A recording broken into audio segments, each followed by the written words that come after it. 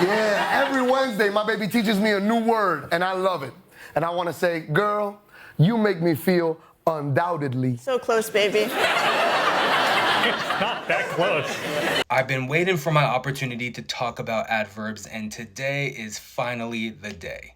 Adverbs are often described as words that end in ly, and a lot of English adverbs do end that way, but that's not their distinguishing trait. That's not what makes them unique, because a lot of adjectives like deadly and friendly also end in ly. So what I think is a more helpful approach to this is to think of adverbs and adjectives as almost the same thing, two wings of the same bird.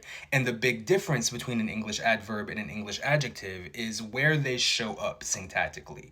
Because adjectives and adverbs do pretty much the same job. They modify, they help describe things.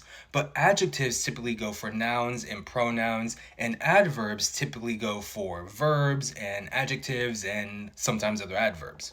And because adverbs and adjectives select for different types of words, we typically don't see a whole lot of overlap. This is something called complementary distribution, where we see one, we don't see the other, even if they're doing pretty much the same job. Like, where we see adverbs, we typically don't see adjectives, and where we see adjectives, we typically don't see adverbs. And this is why some like, she makes me feel undoubtedly probably doesn't make complete sense to you, right? Because either we put an adverb where an adjective typically goes, or we needed to continue our statement beyond undoubtedly. But to leave that statement at undoubtedly is incongruous with our expectations.